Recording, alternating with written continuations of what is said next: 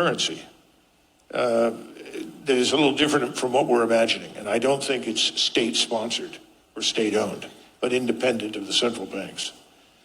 In other words, we're going to move away from the system we have now, which is, faith in the dollar, in the great institutions and so forth, which is eroding pretty rapidly, let's face it. And I think the other side is going to be very heavy on gold, primarily, but also perhaps some other commodities. I don't know what else they would include. So there'll be two hemispheres, if you will, in a monetary or financial sense. I don't know all the details, but that's kind of what I see as a split. And we're not going to like it, but we brought it on ourselves. You can't bully people in the financial system relentlessly the way we have.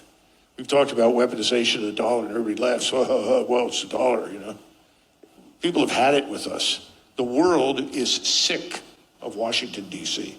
Yeah, I think we're also at a unique moment geopolitically, and I could see in the next few years that we are going to have some kind of a grand global economic reordering. There's something on the equivalent of a new Bretton Woods, or if you want to go back, like something back to the steel agreements or the Treaty of Versailles.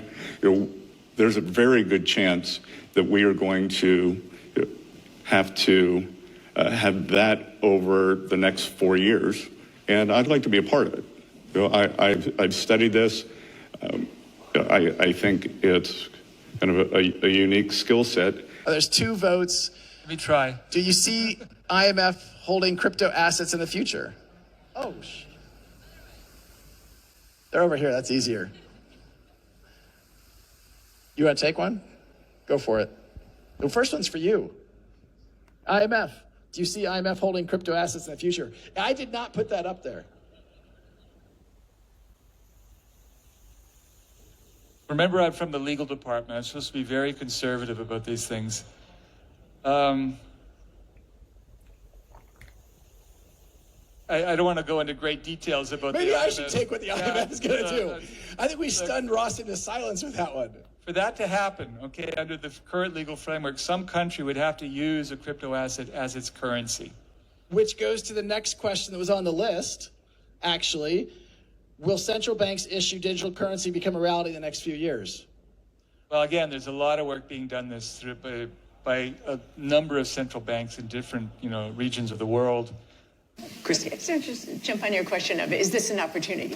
I think this is an opportunity for 2 very different reasons for the rest of the world. One is U.S. policy and one is technology. Let me take each. So U.S. policy, if you hit a list of what to do to undermine the value of your currency, the U.S. is doing most of the things on that list. Undermine the independence of your central bank, check. Have inflation above target for 5 years in a row, check. So changing the rules of the game, rules around, yes, check. You could run a large deficit, so you worry about the stability of the debt undermining the currency, check. So the U.S. is providing the opportunity if someone else can step in with some viable alternatives. And at the same time, so that's one side. At the same time, technology is potentially creating some exciting opportunities. You have digital currencies, you have Bitcoin, stable coins, you have this whole gamut. You also have focusing on the pipes. I think it is also very important to differentiate between currencies and the pipes through which different currencies flow. There's a lot of experimentation there. The M Bridge, the Ice Bridge, lots of cool names. Ready for a new world order. Wider discussion today. Well, I think the word framing is correct. I wrote a piece in late October saying we're already in World War III. We are already in conflict that extends so far beyond Ukraine, actually, even within the context of Western Europe. But we've clearly been pretty much at war in space, below the surface of the oceans, submarine warfare between superpowers. I wouldn't even say that this has been happening for at least 4 years, and it's spilled over into public view on the ground. But we don't frame it that way. Don't force us into a corner here. Are they right? Well, it may be a bit late for that. I remember talking to an Australian diplomat at one point about this break between the US and China and said, you know, both sides are going to say, whose team are you on? And he said, our job is to make sure the question never arises. But the question has arisen. And so I think we have to go deeper. And it's not about the US versus China. It's about what underpins a world order is always the financial system. I was very privileged. My father was an advisor to Nixon when they came off the gold standard in '71. And so I was brought up with a kind of inside view of how very important the financial structure is to absolutely everything else. And what we're seeing in the world today, I think, is we are on the brink of a dramatic change where we are about to, and I'll say this boldly, we're about to abandon the traditional system of money and accounting and introduce a new one. So I find it very difficult to talk about the world order that we're coming into, given how very tenuous and unstable the current environment is. Bien, después de ver a todas estas personas diciendo lo que han dicho, creo que no hace falta añadir gran cosa. Pregúntate quién va a cumplir las funciones del dólar en el futuro sistema financiero basado en tecnologías de contabilidad distribuida. ¿Crees que va a ser Bitcoin? ¿Crees que va a ser XRP?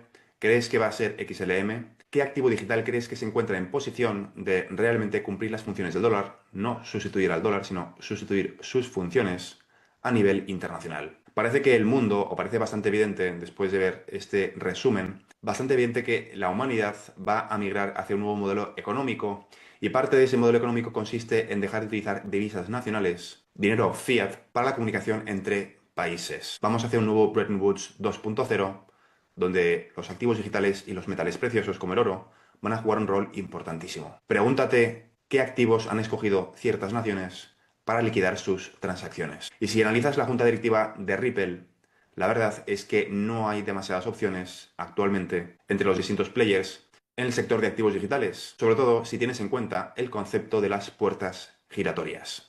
Sabemos que las puertas giratorias se aplican al sector de las finanzas tradicionales, al sector de la salud, con las farmacéuticas, al sector de la agricultura y al sector de la energía. Es muy normal ver a ciertas personas en situaciones de relevancia política nacional e internacional ir pivotando, entrando y saliendo de, por ejemplo, el sector energético, algo muy común en España. Pero no se sabe muy bien por qué. En el sector de activos digitales se corre un tupido velo sobre las conexiones tan llamativas, tan profundas y tan extensas que ha conseguido desarrollar Ripple con toda la comunidad de inteligencia de Estados Unidos, con reguladores, con SWIFT, con el Fondo Monetario Internacional, a lo largo de los años. Las puertas giratorias existen en todos los sectores y el sector de activos digitales no es una excepción. Y si a eso le añades la excepcionalidad de los momentos históricos que estamos viviendo a nivel geopolítico, queda bastante claro que nos vamos a llevar una sorpresa. Quizá no los inversores en XRP, que si me sigues desde hace 4 años sabes perfectamente lo que está ocurriendo, pero sí que muchas personas se llevarán una sorpresa cuando en este nuevo acuerdo Bretton Woods 2.0, un nuevo acuerdo Mar-a-Lago, se anuncie que el antiguo orden económico